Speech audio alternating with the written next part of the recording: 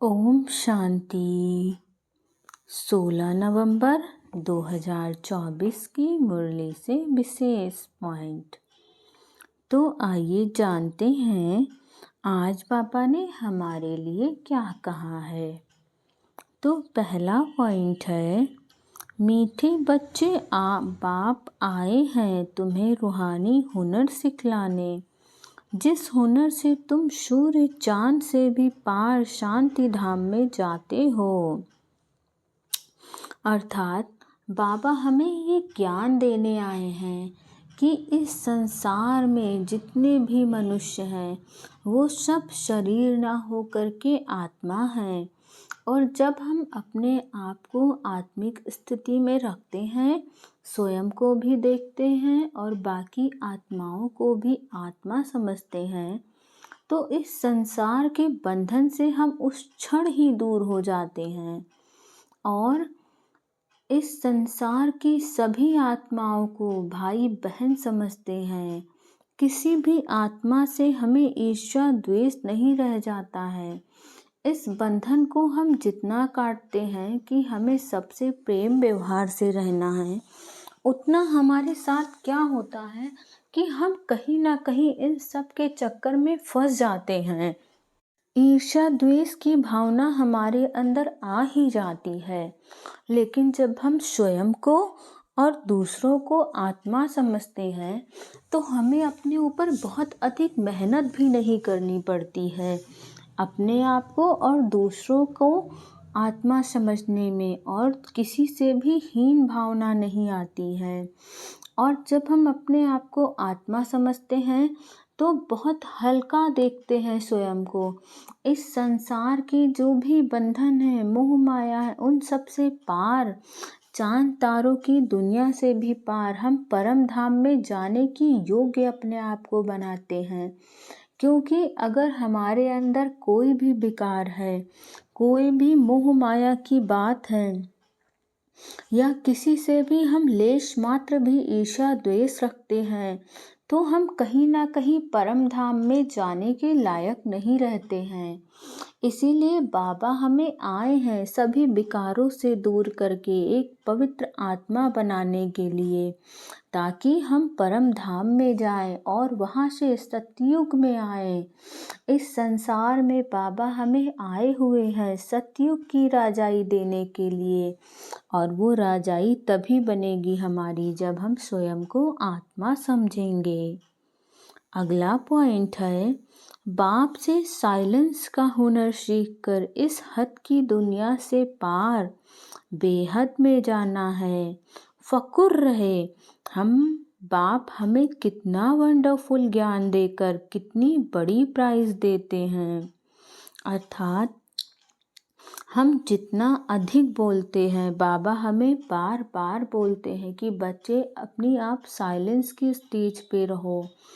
जितना कम बोलोगे, जितना कम सोचोगे, आप उतना ही रूहानियत की स्थिति में स्थित होते जाओगे। इसलिए आपके लिए बेहतर यही है कि कम बोलो, कम सोचो। और जब हम धीरे धीरे ऐसी प्रैक्टिस करके साइलेंस की स्टेज पे पहुंच जाते हैं, तो वहाँ हम जैसे वाइब्रेशन क्रिएट करते हैं, जैसे सोचते हैं, वैसे सामने वाली आत्मा उस चीज़ को समझ जाती है।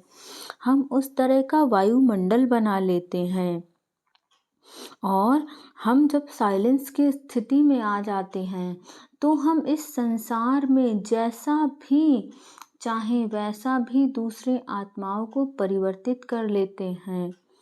और हमें इस बात का नशा होना चाहिए, इस बात की खुशी होनी चाहिए कि बाबा हमें कितना गूढ़ ज्ञान सिखा रहे हैं।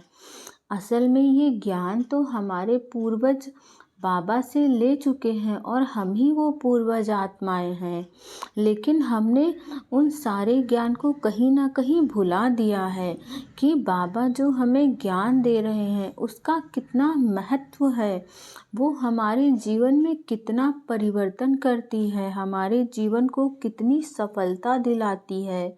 लेकिन बाबा हमें फिर से वो ज्ञान याद दिलाने आए हैं।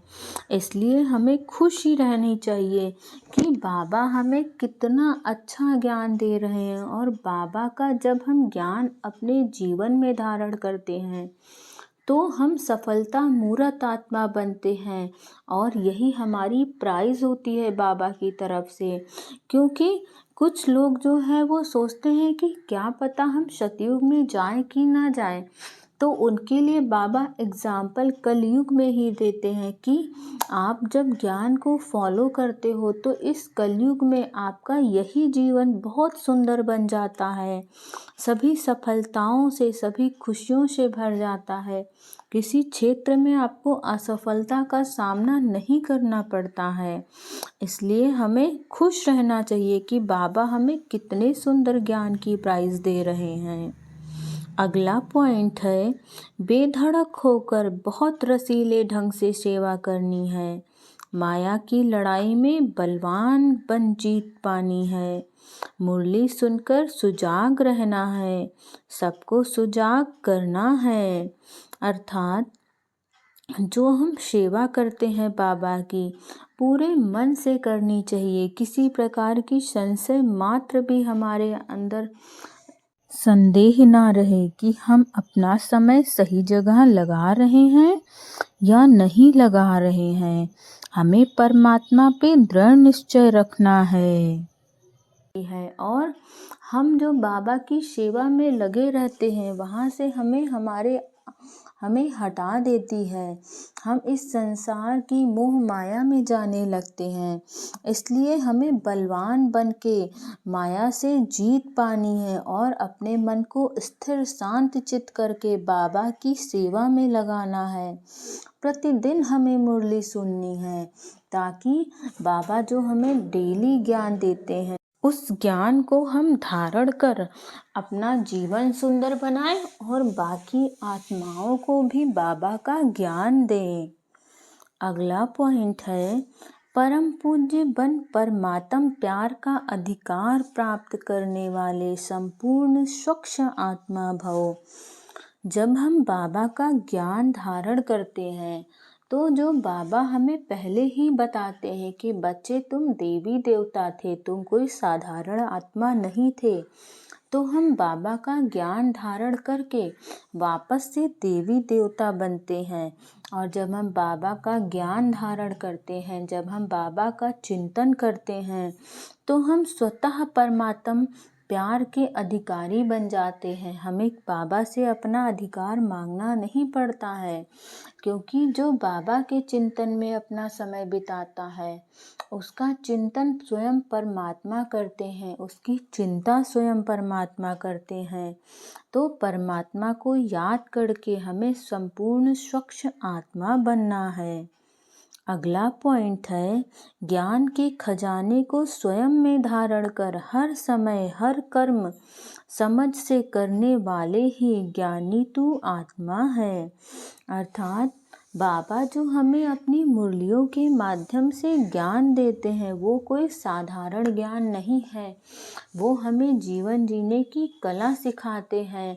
ज्ञान का खजाना है जिससे आप किसी भी क्षेत्र में किसी भी प्रकार की सफलता हासिल कर सकते हैं।